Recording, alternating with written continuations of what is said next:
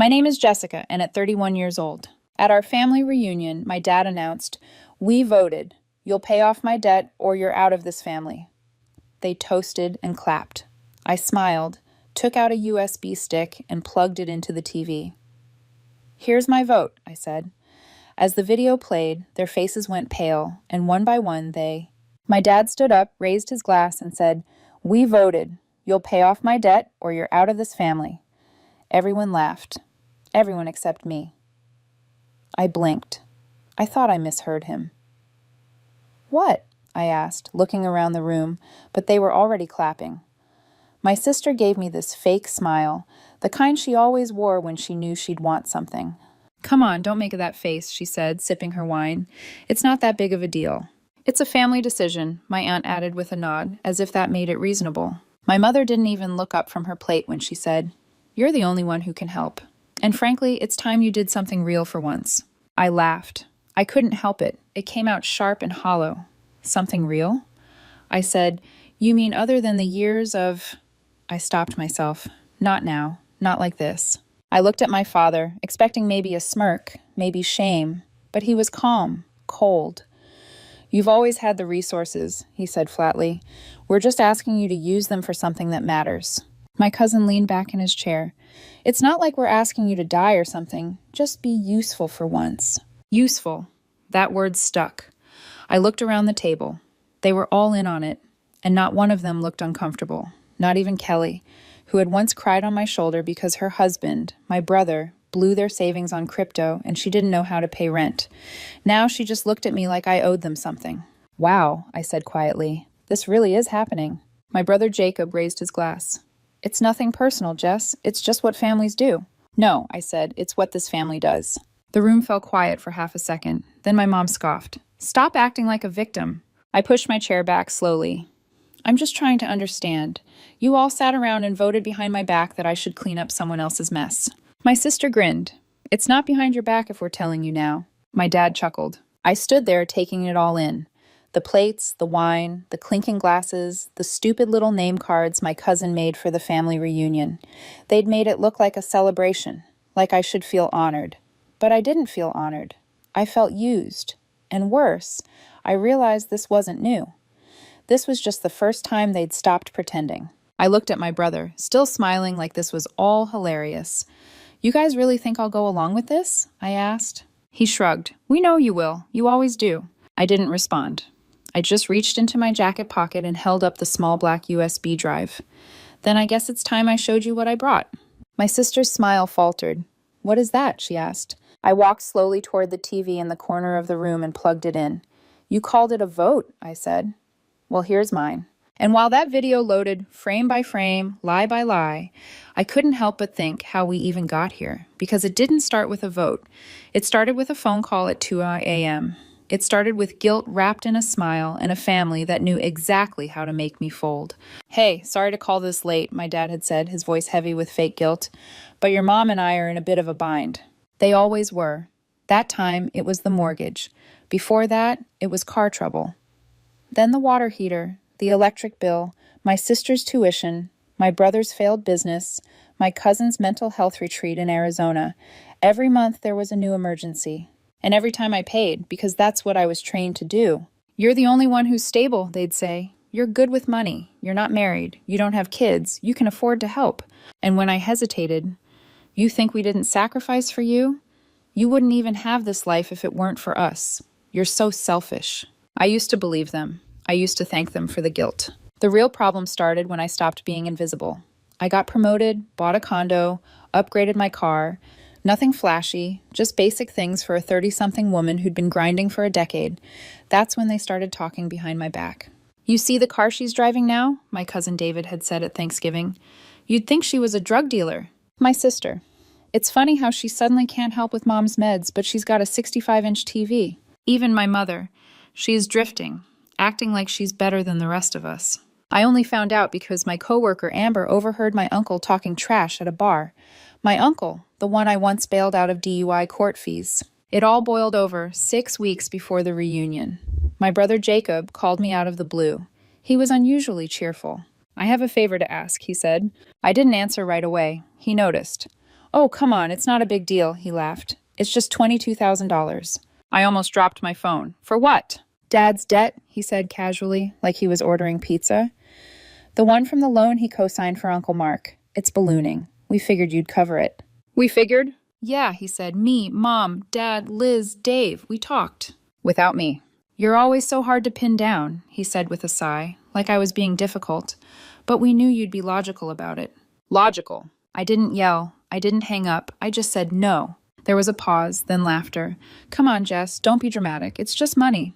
Then pay it yourself, I said. I have kids, he snapped. You don't. Click. I didn't know it then, but that's when they started planning to vote. 2 days later, I got a text from my mom. We need to talk. Family matters. Then one from my sister. Everyone's meeting next month. No excuses. You'll be there. They never asked. They summoned. At first, I thought maybe it would be another guilt session. Maybe another plea. I didn't expect it to be a declaration of duty, but I should have, because that's what I was to them. Obligation in human form. The weeks leading up to the reunion were a blur of rehearsed smiles and boiling rage. My mother called to check in. How's the job? She asked sweetly. Busy, I said. Still working in that office downtown? The one near the bank. I could practically hear her calculating. My sister called next. I was thinking, she said, since you're doing so well, maybe you could take Mom and Dad on a cruise next year. They deserve it. I'm sure they do. Silence. Then, you're not still mad about that Christmas thing, are you? She was referring to the year I bought her daughter a laptop, and she told everyone I was trying to buy affection. The same year she gifted me a mug that said, least festive family member. The last straw came the night before the reunion. I was out grabbing groceries when I ran into my cousin Dave at the gas station. He didn't see me, but I saw him leaning against his car, laughing with another cousin, waving around a cigar, and bragging. Yeah, we're hitting her with the full thing tomorrow. If she doesn't pay up, she's out. My stomach turned. You think she'll do it? The other cousin asked. Please, Dave snorted. She always folds. Just gotta pressure her in front of everyone. Make her feel like it's tradition or something. They laughed. I turned, walked back to my car, and sat there in silence for 15 minutes. Then I started making calls to people who owed me favors, to people who knew things, and to someone who helped me pull some very specific footage from a few years back. That USB stick wasn't just for show, it was a fuse, and tomorrow I was going to light it. The room went still. I plugged in the USB, walked back to my seat, and crossed my arms. No words, just the soft hum of the TV booting up. Seriously? My sister said with a scoff. What is this? A presentation? I didn't answer. My dad shifted in his chair. My mom frowned, like I'd brought a loaded gun to dinner. In a way, I had. The screen lit up. Video file. Final reunion. MP4. First frame. Dimly lit footage from a parking garage. My father's car, and him climbing out in the middle of the night, pacing, pulling a crumpled betting slip from his coat pocket. Then a voice. His voice. Just one more. If I win this, I can cover last week's loss. Gasps around the room. Next footage from the casino floor. My father hunched over a blackjack table, chips flying, slamming his fist down, security walking over. Then a bank statement. Withdrawals. Same day, same time. $4,000. $3,500. $2,200. Finally, a photo time-stamped, showing my dad handing cash to a man outside a bar. A known loan shark. I'd done my homework. I paused the video. Silence. No one moved. No one spoke. I turned to my mother first.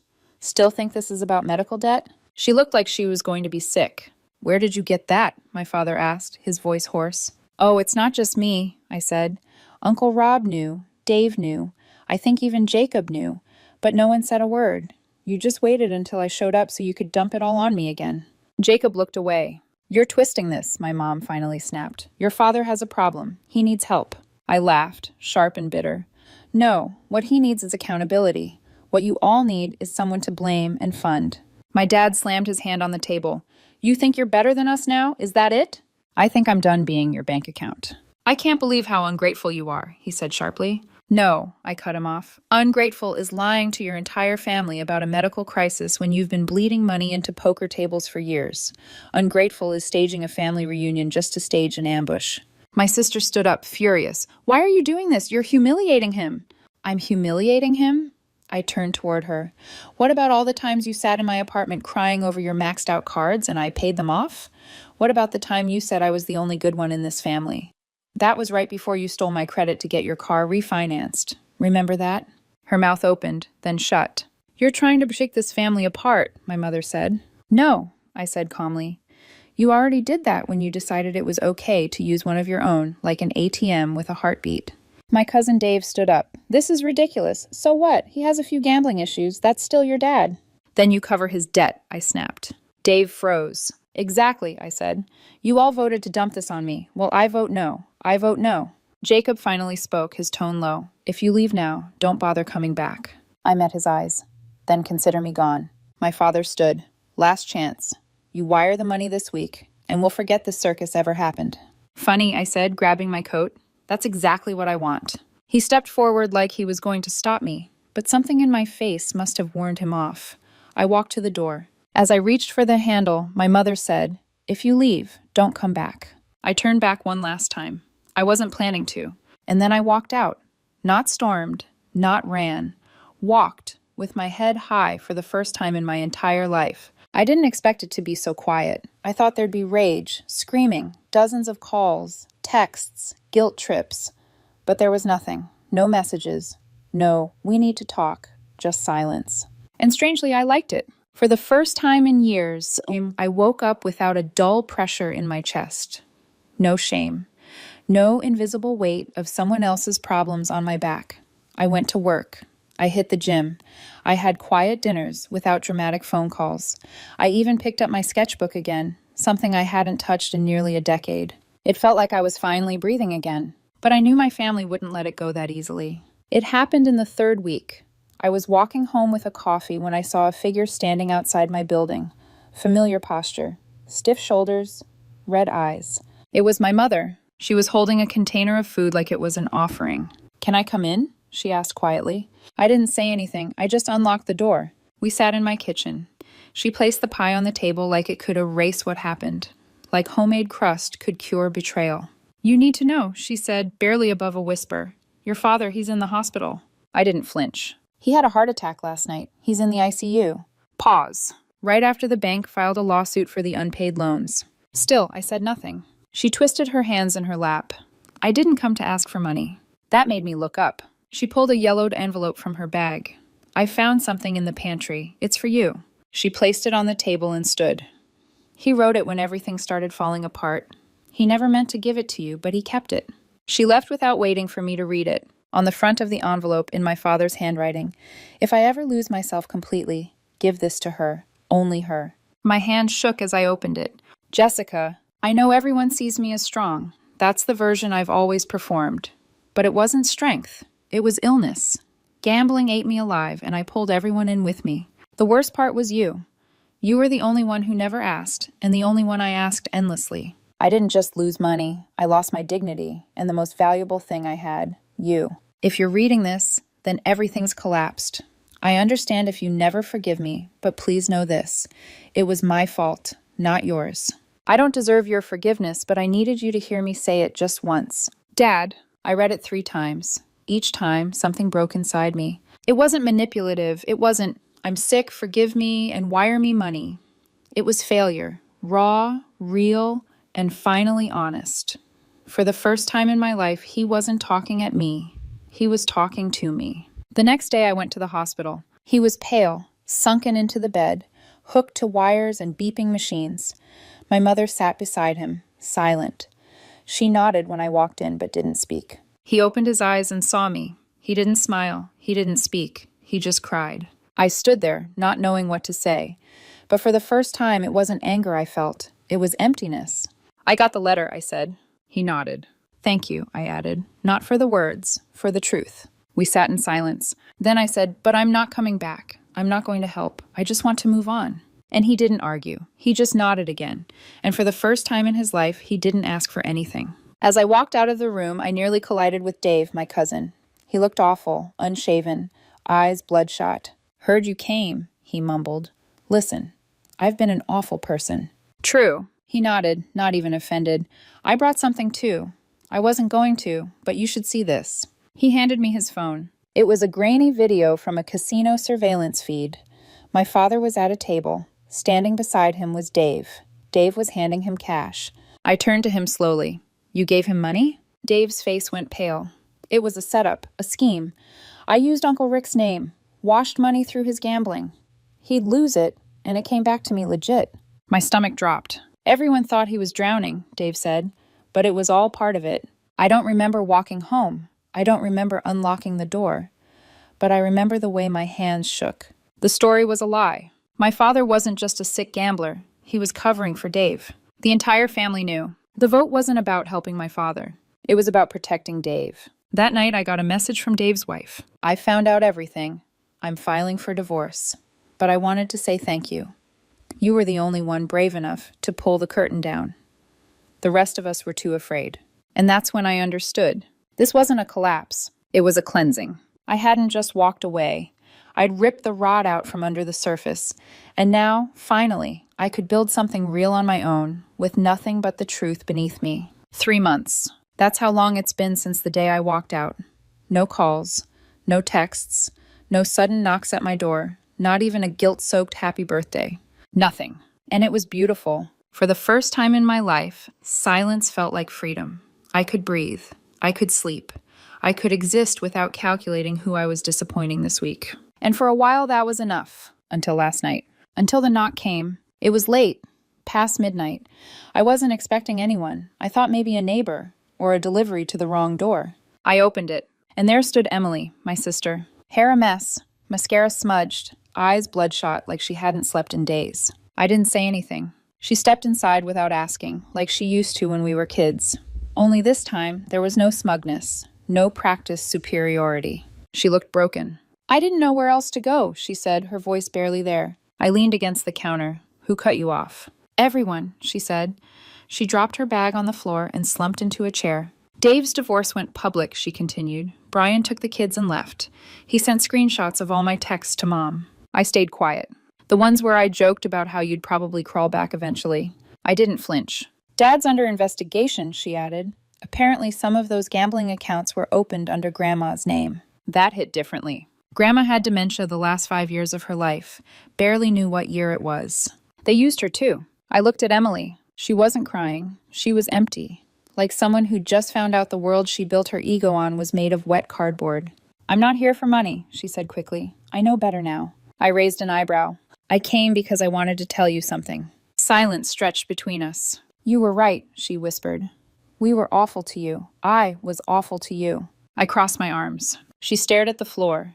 "You know, the day we voted, the big reunion, I already knew Dad's debt wasn't just from betting. I knew about Dave." I said nothing. "I just didn't care," she continued. "I told myself it was easier to let you carry it. You always did. Why not one more time?" That cut deeper than anything else. She finally looked up at me. "But when you didn't, when you stood there and said no, I hated you for it." I nodded slowly. Her voice cracked. "Now I envy you." She stayed for an hour, maybe more. She didn't ask to crash on the couch, didn't pretend we'd start over. She left quietly. And I stood there in the kitchen alone again. But it didn't feel like loneliness anymore. It felt like something else, like closure, like justice. The next morning, I checked my email. There was a message from someone I hadn't spoken to in years. Brian. Subject, thank you. I never said it before, but I wanted to now. Thank you. Not just for exposing what you did, but for surviving them. I used to think there was no escape, that I just had to smile and take it. Watching you walk away gave me permission to do the same. I've got full custody now. The kids are thriving. I tell them about you sometimes, about the aunt who never gave up on herself. They want to meet you when you're ready. Take your time. We'll be here. I read it 3 times, and each time I smiled. Because in a house that once felt like a prison, I lit the match. And from that fire, someone else found a way out too. Last week, I packed up the last of my things, moved across the state, new apartment, new number, fresh air, real boundaries. No more family dinners laced with manipulation. No more fake check-ins that led to payment requests. No more feeling like a paycheck in a person's skin. I started sketching again. Got a studio space. I'm opening a small show next month. The first piece I finished was a matchstick on black canvas. One word underneath. Enough. Because that's the truth they never expected me to learn. That love without respect is nothing. That family without trust is poison. And that saying no isn't selfish. It's revolution.